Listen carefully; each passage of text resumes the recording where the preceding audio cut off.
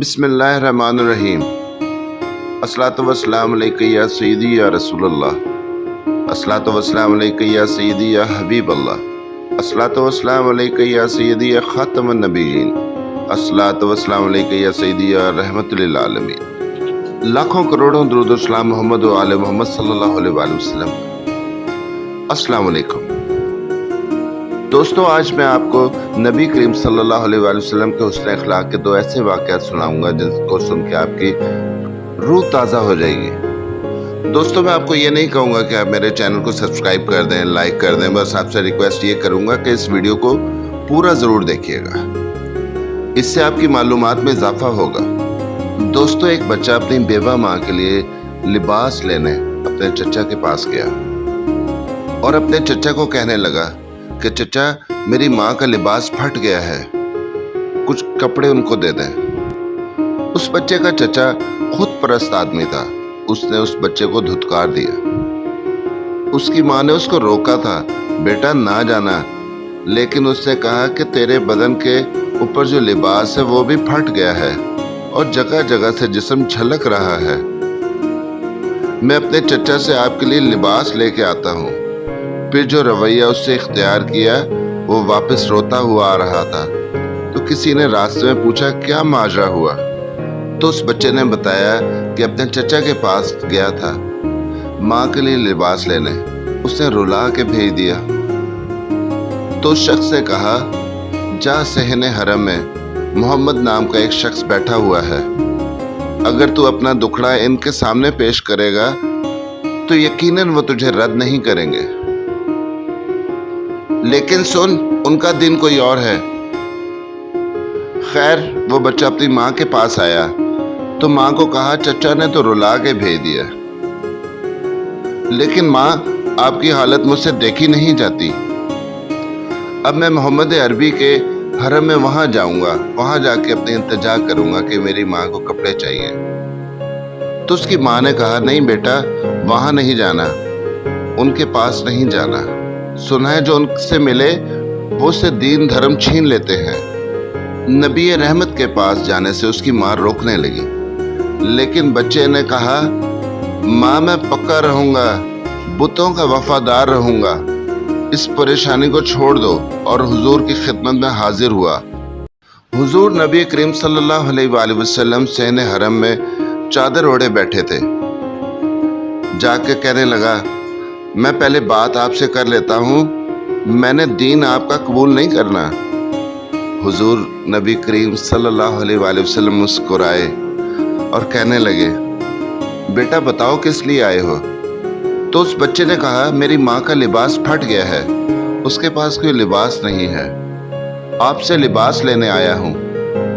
تو حضور نبی کریم صلی اللہ علیہ وآلہ وسلم نے چادر رحمت کو اتار کر اس کے قدموں میں رکھ دیا اور اس بچے سے کہا، لے جاؤ بیٹا اس کو اپنی ماں کے لیے۔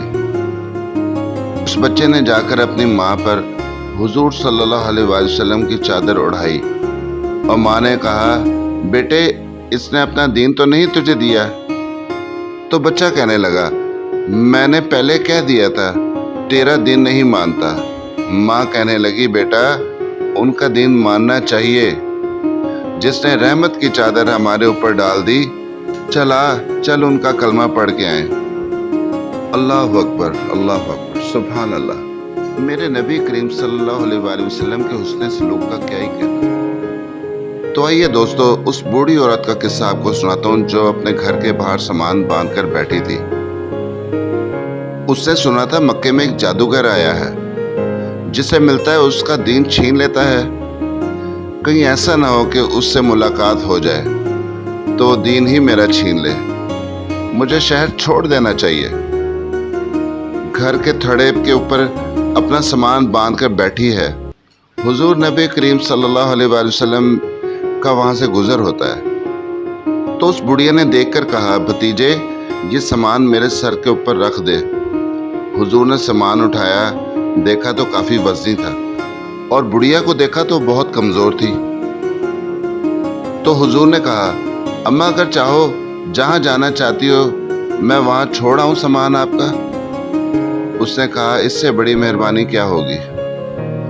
हुजूर नबी करीम सल्लल्लाहु अलैहि वसल्लम ने सामान उठाया और बुढ़िया से बातें करने लगे और बुढ़िया से कहा, क्यों जा रही हो? तो उसने कहा, सुना है यहाँ एक जादूगर आया है जो लोगों का धर्म लूट लेता है।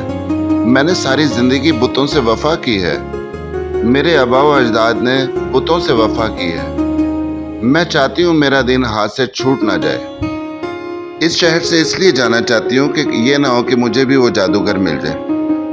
खैर, हुजूर ने कुछ न कहा और उसका सामान उठाए जहाँ तक उसने जाना था सामान पहुँचाया। सामान सुपुर्द करने के पास वापस पलटने लगे तो उसने कहा, बेटा अपना नाम तो बता दे।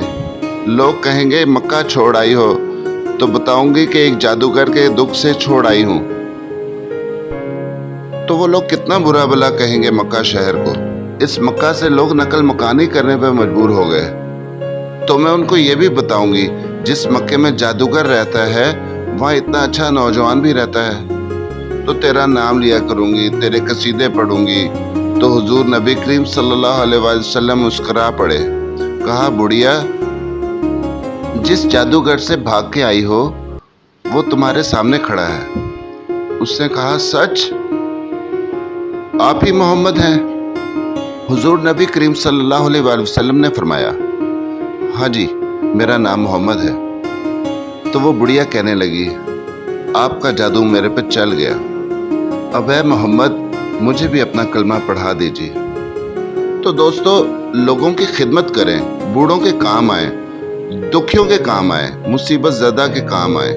हुजूर यतीम होकर भी यतीम परवर थे, लाचारों की मदद करते थे, लोगों के घरों में पानी भर कर देते और दुखियों के काम आते।